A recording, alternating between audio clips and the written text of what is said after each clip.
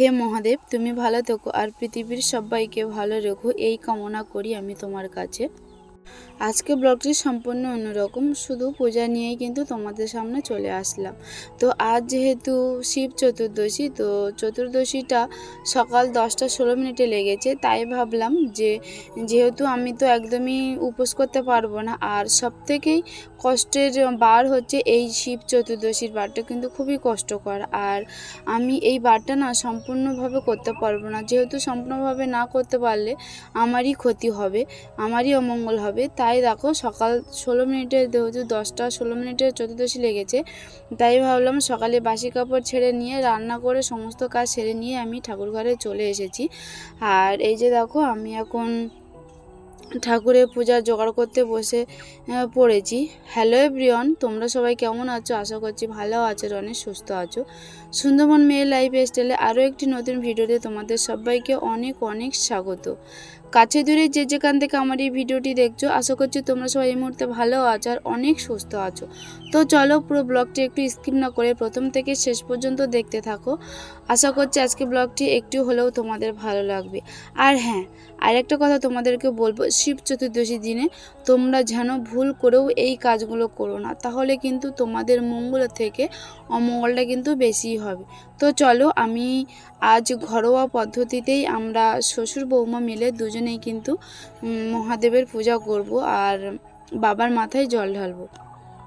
অনেক দিদিভাইরা দেখেছি যে শিব চতুর্দশীর বার করে অনেকেই মানে দিনের, যদি শিব চতুর্দশীর বারটাই রাত্রেবেলায় 4 প্রহরে জল ঢালা হয়, অনেক দিদিভাই কিন্তু দেখেছি যে যেদিন এই বারটা হয় সেই দিনের সারা দিনটা কিন্তু তারা দেখেছি আতপ চালের ভাত খায়। কিন্তু না, এটা কিন্তু অ্যাকচুয়ালি নিয়ম নয়।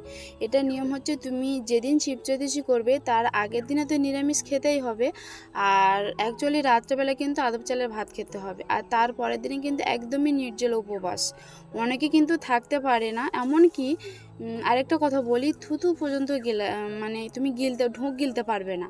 এই বারটা এমনই এতটাই কঠিন। কিন্তু অনেক দিদিভাই দেখেছি আতপ চালের ভাত দিয়ে, মানে আতপ চালের ভাত খেয়ে কিন্তু রাত্রে কিন্তু জল ঢালতে যায়, অনেকেই আমি দেখেছি। কিন্তু তোমাদেরকে বলবো দিদিভাই, তোমরা এটা করো না, তোমরা না করতেই পারো, তোমরা একটুখানি উপোস করে আমার মতো এরকম চতুর্দশী লাগা মাথায় পূজাটা করো, তাতে তোমার মঙ্গল হবে। কিন্তু তুমি ওভাবে করো না, যেটা নিয়ম নিয়ম। আর বাবার মাথায় তো একদমই নির্জল উপবাস হয়ে বাবার মাথায় 4 প্রহরের জল ঢেলেই তারপরে কিন্তু বাবার প্রসাদ খেতে হয়। আর এটা তো গেল। তারপরে তোমার তার জল ঢালা তার পরের দিনে কিন্তু রাতের আকাশের চাঁদ দেখেই কিন্তু, চাঁদ বা তারা দেখেই কিন্তু তোমাকে ঘুমোতে হবে। তার আগে কিন্তু তুমি এক ফোঁটা ঘুমোতে পারবে না। আর সবথেকে বড় কথা, তুমি শিব চতুর্দশী দিনে রাত্রেবেলা তুমি যদি একটুখানি যদি চোখের পাতা ঝিমটি মেরেছো, তোমাকে কিন্তু স্নান করতে হবে। তো ঘি দাও, ঘি মতো তারপর লাস্টে দুধ দেবে, ডাবের জল।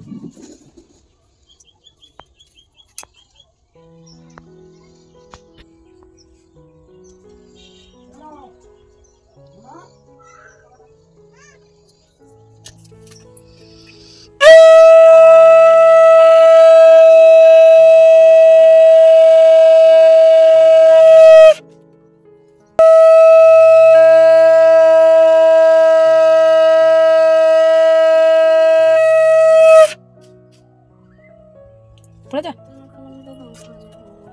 ওম হুম জুম সংক্রাম্বকম জলময় সুগন্ধম পুষ্টিবর্ধনং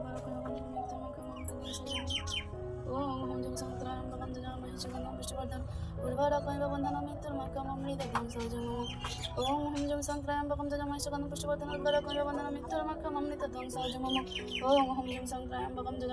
সুগন্ধম পুষ্টিবর্ধনং উর্বরকং মৃত্যুর্মুক্ষম অমৃতং সহজমম।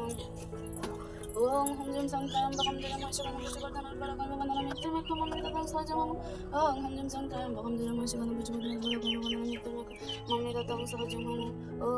জুম সংক্রাম্বকম জলময় সুগন্ধম পুষ্টিবর্ধনং। আর না হলে চোখের পাতার লোম একটু ছিঁড়ে ফেলতে হবে, এটা কিন্তু করতেই হবে। তো যাই হোক দেখো আমি পূজার সমস্ত জোগাড়যন্ত্র করে নিলাম।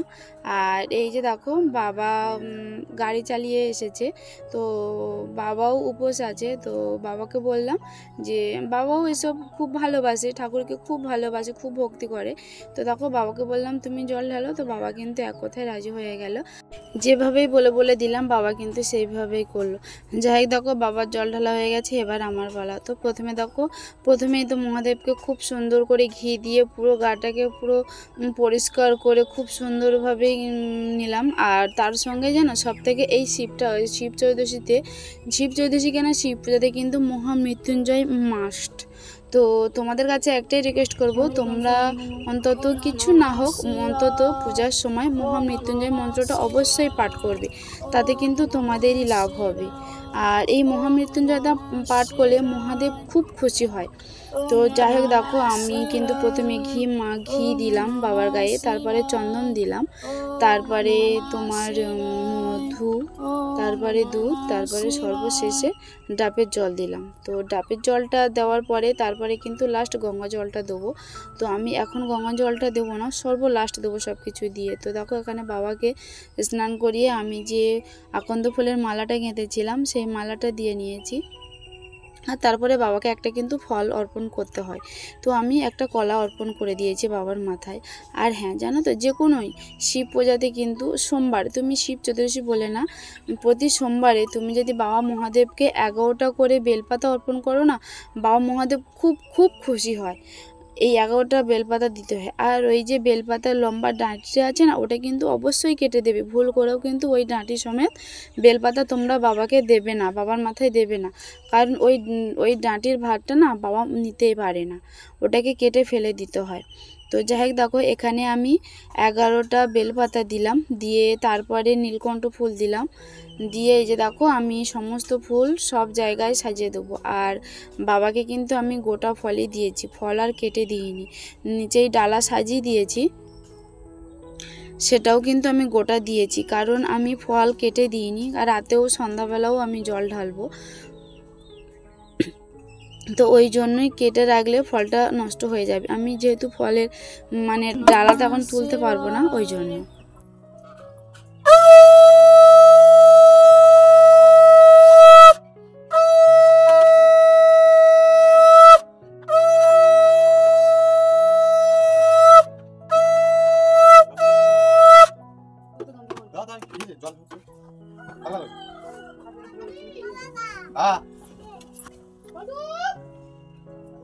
তো যাই হোক ফাইনালি কিন্তু আমার পূজাটা কমপ্লিট হয়ে গেছে, সব কিছু কমপ্লিট হয়ে গেছে। এবার এই যে দেখো মহাদেবের কাছে প্রণাম করার পালা।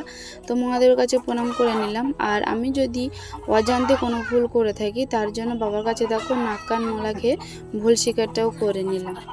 আর এই যে দেখো আমার ঠাকুর ঘরটাও তেমন ভালো না, ভাঙা চড়া টিনের দিয়েই বেড়া দেওয়া। জানি না কবে বা ঠাকুর আমার দিন দেবে, কবে ঠাকুরের একটা ভালো ঘর বেঁধে দেবো। তাহলে আজকের ভিডিওটি এই পর্যন্ত, আবারও দেখা হচ্ছে অন্য আরেকটি ভিডিওতে।